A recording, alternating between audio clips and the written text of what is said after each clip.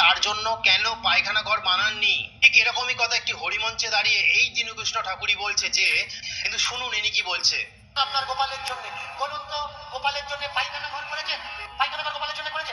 3 time খেতে দিচ্ছেন, পায়খানাটা কোথায় করবে? ওই ছোট্ট গোপাল বাড়িতে যদি 5 মাসের বাচ্চা থাকে, মায়েরা রাত্রে ঘুমানোর জন্য কি করে? হাগিস কেনে, প্যাম্পাস কেনে। কেনে তো? বুকে হাত দিয়ে বলবেন যেদিন থেকে গোপাল সেবা করছে প্যাম্পাস কবে কিনেছে? কেনে, সব কিনেছে। গোপালের থালা, গোপালের বাটি, গোপালের ওটার, গোপালের মশা, কিন্তু প্যাম্পাস কেনেননি কেন? কারণ আপনি জানেন গোপাল খায় কিন্তু ভাগে না। গোপাল খায় কিন্তু মতে না।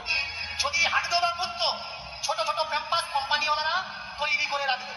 এইসব কথা শোনাও পাপ আর বলাও পাপ। সত্যি হরিবল হরিবল জয় হরিবল। শ্রী শ্রী হরিচাঁদ ঠাকুর শান্তিমাতা সহায়, জন্মদাতা মা বাবার আশীর্বাদ, হরিচাঁদ, গুরুচাঁদ, সত্যভামা, তারকচাঁদ, অশ্বিনী, গোলক, হীরামন, জয় হরিবল। হরিবল হরিবল জয় হরিবল।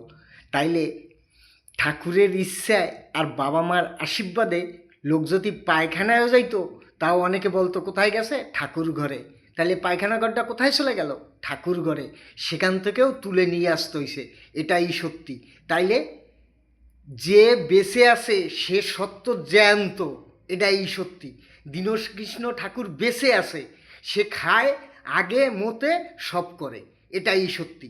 আর তোমার কৃষ্ণ আগে না মতে না, সে জ্যান্ত নাই। যে আগবে, যে মতবে, সে জ্যান্ত। আর যে আগে না মতে না, সে মরা। তার দেহ মরা দেহ, তারপর সে ফিরে জন্মে আসতে পারে, এটাই সত্যি। তার কর্ম অনুযায়ী, এটাই সত্য। দীনকৃষ্ণ ঠাকুরের এখানে কোনো ভুল নাই, এটাই সত্যি। আমার বাপ শ্রী শ্রী হরিচাঁদ ঠাকুর সত্যি, শান্তিমাতা সহায়, জন্মদাতা মা বাবার আশীর্বাদ, হরিচাঁদ, গুরুচাঁদ, সত্যভামা, তারকচাঁদ, অশ্বিনী, গোলক, হীরামন, জয় হরিবল। হরিবল হরিবল জয় হরিবল। হরিবল হরিবল জয় হরিবল। হরিবল হরিবল।